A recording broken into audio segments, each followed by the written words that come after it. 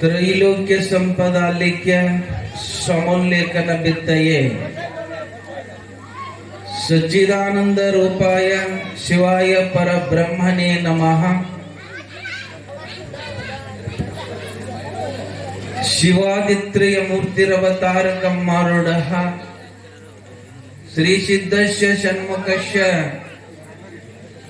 ರಾಮನಾಮ ತ್ರಯೈರ್ಭೂತ್ವ ತ್ರಯೋರೇಕಂ ಮೂರ್ತಿ ಗುರುಃ ರಾಮಾರೂಢಯತೀಶ್ವರಂ ಶಿಷ್ಯ ಪ್ರಶಿಷ್ಯ ರೂಪೇಣ ಬೋಧಕಂ ಗುರುಮಾಶ್ರೇ ಅಹಂ ಗುರುಮಾಶ್ರೇ. ಪ್ರಾತಸ್ಮರಣೀಯ ಸದ್ಗುರುಗಳವರ ಶ್ರೀ ಚರಣಾರವಿಂದಗಳಿಗೆ ಭಕ್ತಿಯ ಪ್ರಣಾಮಗಳನ್ನು ಸಮರ್ಪಣೆ ಮಾಡಿ, ಜಗದ್ಗುರು ಪಂಚಾಚಾರ್ಯರ ಜಗದ್ಗುರು ಮರುಳಸಿದ್ದೇಶ್ವರರ ಶ್ರೀ ಚರಣಾರವಿಂದಗಳಿಗೆ ಭಕ್ತಿಯ ಪ್ರಣಾಮಗಳನ್ನ ಸಮರ್ಪಣೆ ಮಾಡಿ, ಸುಕ್ಷೇತ್ರ ಕಟ್ಟಿಮನಿ ಹಿರೇಮಠ ಡೋನೂರ್ ಗ್ರಾಮದಲ್ಲಿ ಪರಿಶೋಭಿಸುತ್ತಿರುವ ಭಕ್ತರ ಆರಾಧ್ಯ ಗುರುದೇವತೆ ಗುರುಮಠ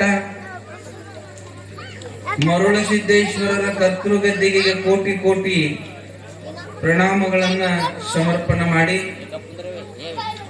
ಸದ್ಯತ್ಕಾಲದ ಪೀಠದ ಪಟ್ಟಾಧ್ಯಕ್ಷರು ಪರಮ ಪೂಜ್ಯರು ಶ್ರೀಮನ್ನಿರಂಜನ ಪ್ರಣವ ಸ್ವರೂಪಿಗಳು ಶಟಸ್ಥಲ ಬ್ರಹ್ಮ ಡಾಕ್ಟರ್ ಸಿದ್ಧಲಿಂಗ ಶಿವಾಚಾರ್ಯ ಪೌರ ಶ್ರೀ ಚರಣಾರವಿಂದಗಳಿಗೆ ಭಕ್ತಿಯ ನಮನಗಳನ್ನ ಸಮರ್ಪಣೆ ಮಾಡಿ, ಇಂದು ವಿಶೇಷವಾಗಿರುವಂತಹ ಕಾರ್ಯಕ್ರಮ 15 ದಿನಗಳ ಪರ್ಯಂತರ ನಡೆದು ಬಂದಿರುವ ಒಂದು ಪುರಾಣ ಮಂಗಲ ನಿಮಿತ್ತ ಭಾವೈಕ್ಯ ಧರ್ಮ ಸಮಾರಂಭ ಕಾರ್ಯಕ್ರಮ ನಡ್ಕೊಂಡು ಬರ್ತಾ ಇದೆ. ಈ ಎಲ್ಲ ಕಾರ್ಯಕ್ರಮದ ಕರ್ತೃಗಳು ಪರಮ ಪೂಜ್ಯರು ಆಗಿರುವಂತಹ ಡಾಕ್ಟರ್ ಸಿದ್ಧಲಿಂಗ ಶಿವಾಚಾರ್ಯ ಅಪ್ಪ ಅವರ ಶ್ರೀ ಚರಣಕ್ಕೆ ಇನ್ನೊಮ್ಮೆ ಭಕ್ತಿ ನಮನಗಳನ್ನು ಸಮರ್ಪಣೆ ಮಾಡಿ, ಇಂದಿನ ಈ ಕಾರ್ಯಕ್ರಮದ ಸನ್ನಿಧಾನವನ್ನು ವಹಿಸಲಿರುವ ಶಟಸ್ಥಲ ಬ್ರಹ್ಮ ವಿದ್ಯಾಮಾನ್ಯ ಡಾಕ್ಟರ್ ಜಯಶಾಂತಲಿಂಗ ಶಿವಾಚಾರ್ಯ ಮಹಾಸ್ವಾಮಿಗಳು ಜಾಲಹಳ್ಳಿ ಪೂಜ್ಯ ಶ್ರೀಗಳವರ ಶ್ರೀ ಚರಣಾರವಿಂದಗಳಿಗೆ ಭಕ್ತಿಯ ಕೋಟಿ ಕೋಟಿ ಪ್ರಣಾಮಗಳನ್ನು ಸಮರ್ಪಣೆ ಮಾಡಿ, ಈ ಕಾರ್ಯಕ್ರಮದ ಅಧ್ಯಕ್ಷತೆಯನ್ನು ವಹಿಸಿಕೊಂಡಿರುವ ಶ್ರೀ ಶಟಸ್ಥಲ ಬ್ರಹ್ಮ ಡಾಕ್ಟರ್ ಶಿವಕುಮಾರ ಶಿವಾಚಾರ್ಯ ಸ್ವಾಮಿಗಳು ಕೆರೂರು ಪೂಜ್ಯರ ಶ್ರೀ ಚರಣಕ್ಕೂ ಭಕ್ತಿ ನಮನಗಳನ್ನು ಸಮರ್ಪಣೆ ಮಾಡಿ, ಇಂದಿನ ಈ ಕಾರ್ಯಕ್ರಮದ ಸಮ್ಮುಖ ಸ್ಥಾನದಲ್ಲಿ ವಿರಾಜಮಾನರಾಗಿರುವ ಶ್ರೀ ಶಟಸ್ಥಲ ಬ್ರಹ್ಮ ಭೃಂಗೀಶ್ವರಲಿಂಗ ಶಿವಾಚಾರ್ಯ ಸ್ವಾಮಿಗಳು ಇಂಗಳೇಶ್ವರ ಪೂಜ್ಯರ ಶ್ರೀ ಚರಣಾರವಿಂದಗಳಿಗೆ ಭಕ್ತಿ ನಮನಗಳನ್ನ ಸಮರ್ಪಣೆ ಮಾಡಿ, ಶಟಸ್ಥಲ ಬ್ರಹ್ಮ ಶಿವಪ್ರಕಾಶ ಶಿವಾಚಾರ್ಯ ಸ್ವಾಮಿಗಳು ಬಸವನ ಬಾಗೇವಾಡಿ ಪೂಜ್ಯರಿಗೂ ಭಕ್ತಿ ನಮನಗಳನ್ನು ಸಮರ್ಪಣೆ ಮಾಡಿ, ಶ್ರೀ ಶಟಸ್ಥಲ ಬ್ರಹ್ಮ ಡಾಕ್ಟರ್ ವಿಶ್ವಪ್ರಭುದೇವ ಶಿವಾಚಾರ್ಯ ಸ್ವಾಮಿಗಳು ಸಿಂದಗಿ ಕೊಣ್ಣೂರ್ ಶ್ರೀಗಳ ಚರಣಕ್ಕೂ ಭಕ್ತಿ ನಮನಗಳನ್ನು ಸಮರ್ಪಣೆ ಮಾಡಿ, ಶಟಸ್ಥಲ ಬ್ರಹ್ಮ ರೇಣುಕ ಶಿವಾಚಾರ್ಯ ಸ್ವಾಮಿಗಳು ಜೈನಾಪುರ ಶ್ರೀಗಳ ಶರಣಕ್ಕೂ ಭಕ್ತಿ ನಮನಗಳನ್ನು ಸಮರ್ಪಣೆ ಮಾಡಿ, ಆಗಮಿಸಿರುವ ಸಕಲ ಮಹಾಪೂಜ್ಯರ ಶ್ರೀ ಚರಣಕ್ಕೂ ಆಗಮಿಸಲಿರುವ ಶ್ರೀಗಳವರ ಶ್ರೀ ಚರಣಾರವಿಂದಗಳಿಗೆ ಭಕ್ತಿ ನಮನಗಳನ್ನು ಸಮರ್ಪಣೆ ಮಾಡಿ, ಈ ಒಂದು ಕಾರ್ಯಕ್ರಮಕ್ಕೆ 15 ದಿವಸಗಳ ಪರ್ಯಂತರ ತಮ್ಮ ಅತ್ಯಮೂಲ್ಯವಾಗಿರುವ ಅತ್ಯದ್ಭುತವಾಗಿರುವ ಸೇವೆಯನ್ನ ಮಾಡುತ್ತಿರುವ ಸುಕ್ಷೇತ್ರ ಮಠದ ಗುರು ಹಿರಿಯರಿಗೂ ಸಕಲ ಸದ್ಭಕ್ತಾದಿಗಳಿಗೂ ವಂದನೆಗಳನ್ನು ಸಮರ್ಪಣೆ ಮಾಡಿ, ಈ ಕಾರ್ಯಕ್ರಮಕ್ಕೆ ಪ್ರತಿನಿತ್ಯ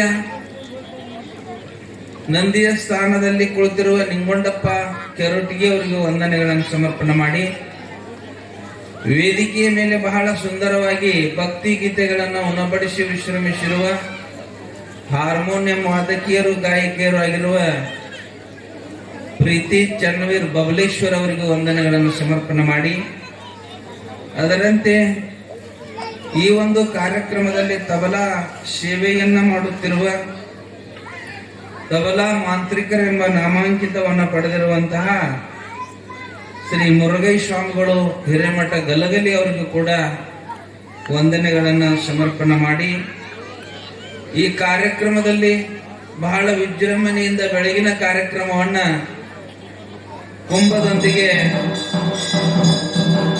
ಮರುಳಸಿದ್ದೇಶ್ವರರ ಒಂದು ಮಹಾಭಿಷೇಕ, ಸಂಗಮೇಶ್ವರರ ಒಂದು ಮಹಾಭಿಷೇಕ ಕಾರ್ಯಕ್ರಮದಲ್ಲಿ ಭಾಗಿಯಾಗಿ ಆ ಕಾರ್ಯಕ್ರಮವನ್ನು ಯಶಸ್ವಿ ಮಾಡಿರ್ತಕ್ಕಂಥ ಈ ಕಾರ್ಯದಲ್ಲಿ ಭಾಗಿಯಾಗಿರುವ ಸಕಲ ಶಿವಶರಣ ಶರಣೀಯರೇ, ನಿಮ್ಮೆಲ್ಲರಿಗೂ ಭಕ್ತಿಯ ವಂದನೆಗಳನ್ನ ಸಮರ್ಪಣೆ ಮಾಡಿ ಈ ಕಾರ್ಯಕ್ರಮದಲ್ಲಿ ಭಾಗಿಗಳಾಗುವ ಸುಕ್ಷೇತ್ರ ಕಟ್ಟಿಮನಿ ಹಿರೇಮಠದ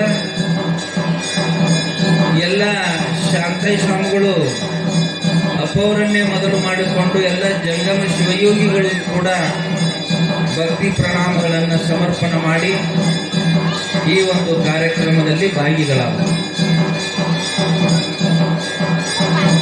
ಬಹಳ ಶ್ರೇಷ್ಠವಾಗಿರುವಂತಹ ವಿಚಾರಗಳನ್ನ ಪ್ರತಿನಿತ್ಯ ನೀವೆಲ್ಲರೂ ಕೇಳುತ್ತಾ ಬಂದಿದ್ದೀರಿ.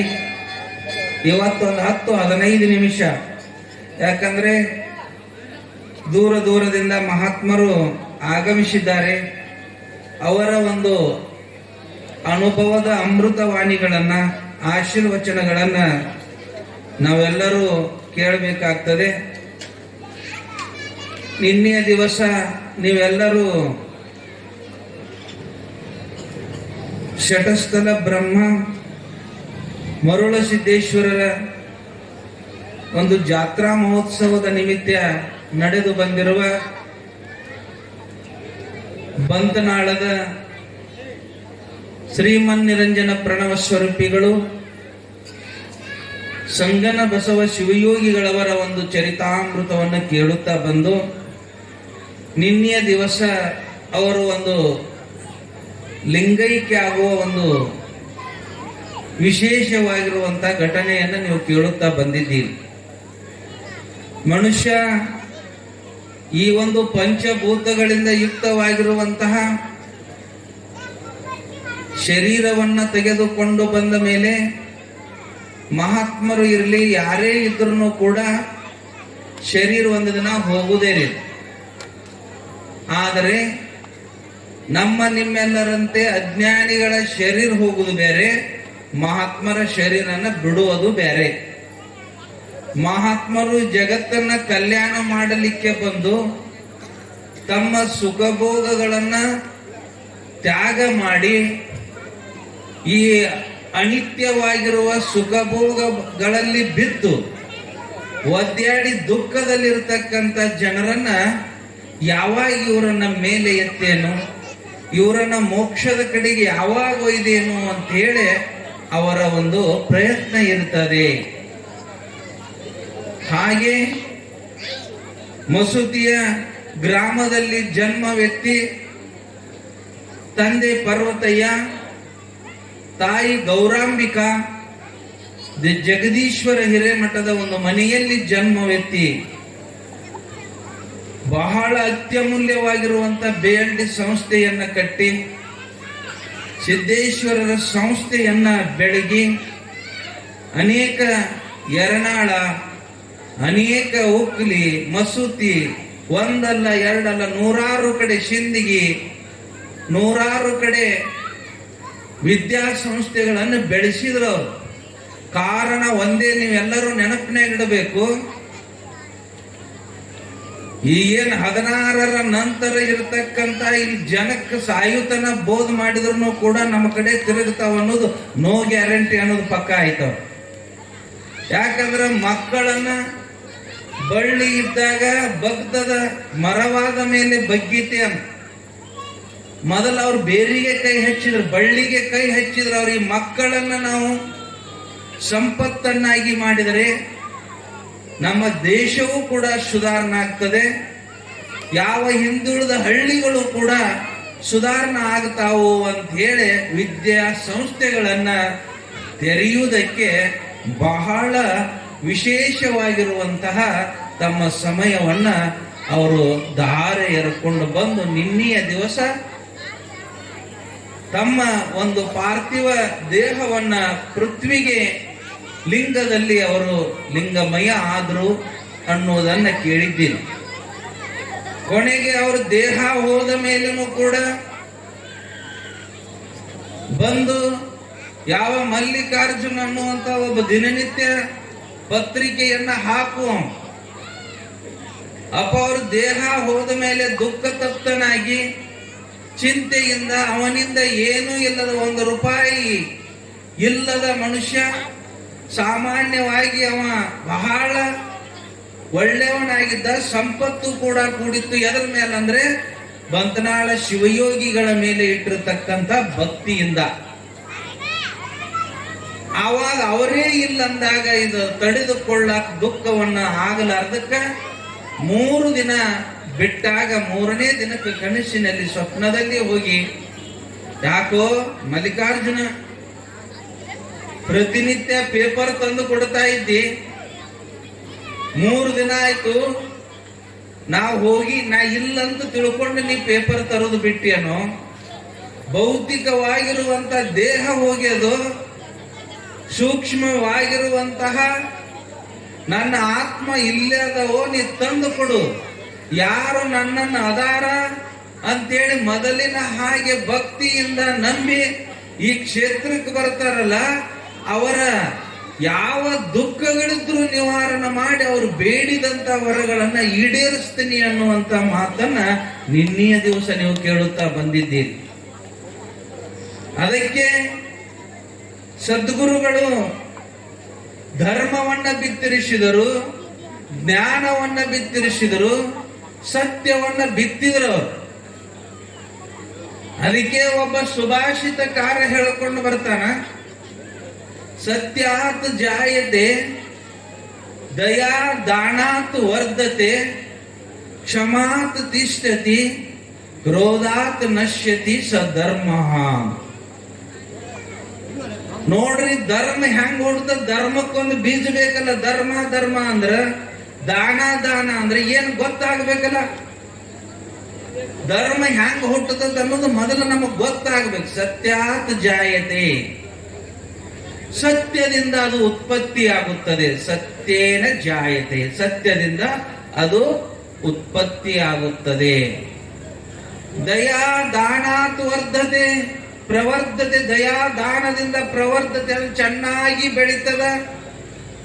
ಸತ್ಯ ಅನ್ನತಕ್ಕಂಥದ್ದನ್ನು ನೀವು ಹಾಕೊಂಡ್ರಿ ಅಂದ್ರೆ ಅದು ಬೀಜದ ಧರ್ಮ. ಮತ್ತಿಲ್ಲೇ ಬಸ್ ಸ್ಟ್ಯಾಂಡಿನಾಗ ಇರುವುದು, ಫೋನ್ ಯಾರು ಹಚ್ಚಿದ್ರು, ಹಲೋ ಎಲ್ಲದೆ ಅಂದ್ರೆ ಬಿಜಾಪುರದಾಗದೀನಿ ನೋಡ್ರಿ, ಇಲ್ಲೇ ಬಸ್ ಸ್ಟ್ಯಾಂಡ್ ಆಗ ಅಡ್ಡಾಡ್ತದ. ಸುಳ್ಳು ಹೇಳೋದು ಕೂಡ ಪಾಪದ. ಸುಳ್ಳು ಹೇಳ್ರಿ, ಒಂದು ₹10 ಸಿಕ್ಕರು ಸುಳ್ಳು ಹೇಳ್ರಿ, ಖಾಲಿ ಉಪ್ಪಿಟ್ಟು ಸುಳ್ಳು ಹೇಳೋದು ಅಲ್ಲ. ನಿಮಗೆ ಮಾತು ಅಂದ್ರೆ ಸುಮ್ಮನೆ ಅನಾಯಾಸವಾಗಿ ನಾಲಿಗೆ ಶಕ್ತಿಯನ್ನ ಯಾಕೆ ಕಳ್ಕೊತಾ ಇದ್ದೀರಿ? ಸತ್ಯವನ್ನೇ ಮಾತನಾಡ್ರಿ, ಸತ್ಯದಿಂದ ಅದು ಬೀಜ ಧರ್ಮಕ್ಕಾಗ್ತದೆ. ದಯಾ ದಾನೇನ ಪ್ರವರ್ಧತೆ, ಅದರ ಜೊತೆಗೆ ನೀರು, ಗಿಡ ಹಚ್ಚಿದಗಡೆ ನೀರು ಹಾಕಬೇಕಲ್ರಿ. ನೀರು ಗೊಬ್ಬರಗಳನ್ನು ಹಾಕಿದಾಗ ಹೆಂಗ್ ಬೆಳೀತದ, ಅದಕ್ಕೆ 2 ಬೆಳೆಯಾಕ ಕಾರಣ ಏನಂದ್ರು ದಯಾಗುಣ. ದಯಾ ಅಂದ್ರೆ ಏನ್ರಿ? ಪರ ದುಃಖ ನಿವೃತ್ತಿ ಉಪಾಯ ದಯಾ. ನೋಡ್ರಿ ದಯಾಗುಣ, ಪರರ ದುಃಖಗಳನ್ನ ಹೊಡೆದೋಡಿಸಿ ಅಥವಾ ಅವರ ದುಃಖಗಳಿಗೆ ಏನು ಉಪಾಯ ಮಾಡಿ ಅವರ ದುಃಖವನ್ನ ಕಳಿಬೇಕು, ಅಥವಾ ಅವರು ಏನೇ ದುಷ್ಟ ಕಾರ್ಯಗಳನ್ನು ಮಾಡಿದ್ರು ಕೂಡ ಅವುಗಳನ್ನು ಹೊಡೆದೋಡಿಸಿ ಅದನ್ನು ಕ್ಷಮಾ ಮಾಡುವುದಕ್ಕೆ ಏನಂದ್ರೆ ದಯಾಗುಣ ಅಂತ ಕರೀತಾ ಇದ್ದಾರೆ. ಆ ದಯಾಗುಣ ಬರಬೇಕು. ದಯ ಬೇಕು ಸಕಲ ಪ್ರಾಣಿಗಳಲ್ಲಿ. ದಯವೇ ಧರ್ಮದ ಮೂಲವೇ. ನೋಡ್ರಿ ಅಲ್ಲಿ ಅದು ಒಂದು ದಯಕ್ಕ ಧರ್ಮಕ್ಕೆ ಮೂಲ ದಯಾನ ಕಾರಣ. ದಯಾ ದಾನ. ದಯಾ ಗುಣ ಇತ್ತು, ಸತ್ಯ ಇತ್ತು. ಮತ್ ಯಾರ ಮನೆಗೆ ಬಂದವ್ರಿಗೆ ಒಂದು ರೊಟ್ಟಿ ಕೊಡ್ಲಿಲ್ಲ ಅಂದ್ರೆ ಏನ್ ಮಾಡುದ್ರಿ? ಬಹಳ ಚಂದದ ಹೇಳ್ತಾನ, ಸತ್ಯನೇ ಹೇಳ್ತಾನ, ದಯಾ ಗುಣನ ಅದ. ನಂತರ ದಾನ ಇರ್ಲಿಲ್ಲ ಅಂದ್ರೆ ಅದು ಉಪಯೋಗ ಆಗಂಗಿಲ್ಲ. ಯಾರೇ ಬಂದ್ರು ಒಂದು ರೊಟ್ಟಿ ಕೊಡ್ರಿ, ಯಾರೇ ಜಂಗರ್ಮರು ಬರ್ಲಿ, ಸಂತರು ಮಹಾತ್ಮರು ಬರ್ಲಿ, ಅವ್ರಿಗೆ ಒಂದು ರೊಟ್ಟಿ ಕೊಡ್ರಿ. ಅವ್ರಿಗೆ ಏನು ಬೇಕಾದದ್ದನ್ನ ಕೇಳ್ಬೇಕು. ಮತ್ ಹೊಟ್ಟಿದೊಂಬದಾವ ಊಟ ಕೊಡ್ತೀನಿ ಅಂದ್ರೆ ಉಪಯೋಗ ಇಲ್ಲ. ಇಂಥ ಕಾರ್ಯ ಮಾಡಾಕತ್ತೀವಿ, ಏನಾದ್ರೂ ಕೊಡ್ರಿ ಅಂದ್ರೆ ಒಂದು ರೊಟ್ಟಿ ತಗೊಂಡು ಹೋಗಂದ್ರೆ, ಒಂದು ರೊಟ್ಟಿ ತಗೊಂಡು ಹೋಗಂದ್ರೆ ಏನ್ ಮಾಡಿದ್ರು? ಇಂಥ ದೊಡ್ಡ ಕಾರ್ಯ ಮಾಡುದ್ರ ಸಮಯವನ್ನ, ಕಾರ್ಯವನ್ನ ನೋಡಿ ಏನು ದಾನ ಮಾಡ್ತಾ ಇದ್ದೀರಲ್ಲ, ಅದು ಶ್ರೇಷ್ಠವಾಗಿರುವಂತದ್ದು. ಅದು ಧರ್ಮಕ್ಕೆ ಮೂಲ ಕಾರಣ. ಕ್ಷಮಾತ್ ತಿಷ್ಠತಿ. ನೋಡ್ರಿ, ಯಾವಾಗ ಧರ್ಮ ನಿಲ್ಲುತ್ತಂದ್ರ ಕ್ಷಮಾಗುಣ ಬರ್ಬೇಕು. ಎಂತಹ ಕ್ಷಮಾಗುಣ? ಏನ್ರಿ ಸಿಕ್ಕಾಪಟ್ಟಿ ಬೈದ, ಏನ್ ಬಾಯಿ ಬಂದಂಗ ಬೈದ, ನಿಮ್ಮನ್ನ ಬೈದವರೆನ್ನ ಬಂಧುಗಳೆಂಬೆ ಹೆಂಗ ಅನ್ಬೇಕತ್ ನೋಡ್ರಿ. ಬೈದ ನಮ್ಮ ಬಂಧುಗಳಪ್ಪ, ತಂದೆ ತಾಯಿಗಳದಾರ, ಬೈತಾರ. ಇಂತಹ ಗುಣ ಬಂತು ಅಂದ್ರೆ ಕ್ಷಮಾಗುಣ ಅಂತಾರ. ನಿಲ್ತದ ಅದು ಯಾವಾಗ ಅಂದ್ರೆ ಧರ್ಮಕ್ಕೆ ಕೊನೆ ಸ್ಟೇಜ. ಮತ್ ಯಾವಾಗ ನಾಶ ಆಗ್ತದ ಅಂತ ಕೇಳಿದ್ರೆ ಕ್ರೋಧಾತ್ ನಶ್ಯತಿ ಸ ಧರ್ಮ. ಒಂದಿಷ್ಟು ನಿಮ್ಮಲ್ಲಿ ಕ್ರೋಧ ಗುಣ ಬಂತಂದ್ರೆ ಎಲ್ಲ ನೀವು ಏನ್ 10-20 ವರ್ಷಗಳಿಂದ ಮಾಡಿಕೊಂಡು ಬಂದಿರತಕ್ಕಂತ ಧರ್ಮ ನಾಶ ಆಗಿ ಹೋಗ್ತದ. ಕ್ರೋಧ ಗುಣ ಬತ್ತು ಅಂದ್ರೆ ನೀವು ಕೇಳಿರಿ, ನೋಡಿರಿ ಪೇಪರ್ದೊಳಗ 2019 ನೋಟ್ ಬಂದದು. ನೋಟ್ ಬಂದದು 2000 ನೋಟ್ ಬಂದ್. ಒಂದು ಘಟನೆ ಆತಿದು. ಕ್ರೋಧ ಸಿಟ್ಟು ಏನ್ ಮಾಡ್ತದ ಮನುಷ್ಯನ ಅನ್ನೋದು. ಒಬ್ಬ ಮನುಷ್ಯ 4-6 ದಿನ ದುಡಿದು 2000 ನೋಟ್ ಕೊಟ್ಟಿದ್ದು ರೈತ ಮನುಷ್ಯ ತಂದು ಹೆಂಡತಿ ಕೈಯ ಕೊಟ್ಟ, ಬೆಳಿಗ್ಗೆ ಕೊಟ್ಟ, ನೀರ್ ತರಕ್ ಹೋದ, ಹೆಂಡತಿ ರೊಟ್ಟಿ ಮಾಡಾಕತ್ತಿದ್ರು 2000 ನೋಟ್. ಅವ ನೀರ್ ತಗೊಂಡು ಹಳ್ಳಿ ಬರೋಡ್ ಹಾಕಿ ಮಗ್ಲಿಟ್ಟಾಳ. ಒಂದು 1.5-2 ವರ್ಷದ ಕೂಸ. ಅದಕ್ಕೇನು ಗೊತ್ತ್ರಿ?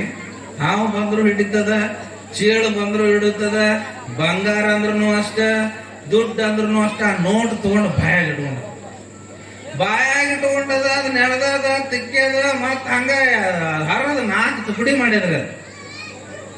4 ತುಕಡಿ ಮಾಡಿದಗಳೇ ನಾವು ಗಂಡ ಹತ್ತಾಗಿದ್ದ ನೀರಿನ ಕೊಡ ಇಟ್ಟು ನೋಡ್ತಾನ 4 ತುಕಡಿ ಆಗದೆ 2000 ನೋಡಿ. ಹಂಗಾಗಿರ್ಬಾರ್ದ್ರಿ.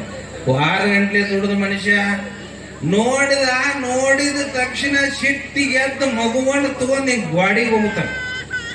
ಗ್ವಾಡಿಗೆ ಒಗದಗಳ ತಲಿ ಗ್ವಾಡಿಗೆ ಬಡದ ರಕ್ತ ಬಂದ ಮಗು ಕಲಾಸ ಆಗ್ತದ. ಹೆಂಡತಿನ ಒಂದು 4 ಬಡಿತಾನ. ಪೇಪರ್ನ ಬಂದಿತ್ತು. ಮಗು ಸತ್ತು ಹೋಯ್ತು, ಸುದ್ದಿ ಆಯ್ತು. ಪೊಲೀಸ್ನವ್ರು ಬಂದ್ರು, ಅವನು ಅರೆಸ್ಟ್ ಮಾಡ್ಕೊಂಡು ಹೋದ್ರು. ಅರೆಸ್ಟ್ ಮಾಡ್ಕೊಂಡು ಹೋಗಿ ಮುಂದೆ ಏನಾಯ್ತು ಅಂತ ಕೇಳಿದ್ರೆ 2-3 ವರ್ಷಗಳ ಪರ್ಯಂತರ ಹೆಂಡತಿ ಸಾಲ ಸೂಲಗಳನ್ನು ಮಾಡಿ ಮತ್ತು 50-60 ಸಾವಿರ ರೂಪಾಯಿ ಖರ್ಚು ಮಾಡಿ ಬೇಲು ಮಾಡಿ ಹೊರಗೆ ತಗೊಂಡು ಬಂದ. ಮಗುನೂ ಹೋತು, ಒಂದು 60 ಸಾವಿರ ರೂಪಾಯಿ 70 ಸಾವಿರ ರೂಪಾಯಿ ಸಾಲೂನು ಆತು. ಕ್ರೋಧಾತ್ ನಶ್ಯತಿ ಸ ಧರ್ಮ. ಒಮ್ಮೆ ನಿಮಗೆ ಸಿಟ್ಟು ಬಂತು ಅಂದ್ರೆ ಒಂದಿಟ್ಟು ನುಂಗಬೇಕದನ್ನ. ಆ ನುಂಗುವುದನ್ನ ನಿಮ್ಮ ಸಂಸಾರದಾಗ ಎಂದೂ ಕಲಿಸಂಗಿಲ್ಲ. ಆ ಒಂದು ಕೋಪವನ್ನ ನುಂಗುವುದನ್ನು ಎಲ್ಲಿ ಕಲಿಸ್ತಾರ ಅಂದ್ರೆ ಎಲ್ಲಿ ಶಾಸ್ತ್ರ ಪುರಾಣಗಳದವ, ಎಲ್ಲಿ ಮಠ ಮಂದಿರಗಳದವ, ಎಲ್ಲಿ ಸದ್ಗುರುಗಳ ವಾಣಿ ನಡೀತದಲ್ಲ, ಇಲ್ಲಿ ಬಂದು ಕುಂತಾಗನ ಏನಾಗುತ್ತದ ಅಂದ್ರೆ ಆ ಕೋಪವನ್ನ ನಾಶ ಮಾಡಲಿಕ್ಕೆ ಬರ್ತದ. ಈ ಧರ್ಮ ಅನ್ನತಕ್ಕಂಥದ್ದು ಶ್ರೇಷ್ಠದ ಒಂದು ಪದ ಅದ. ಕೇಳ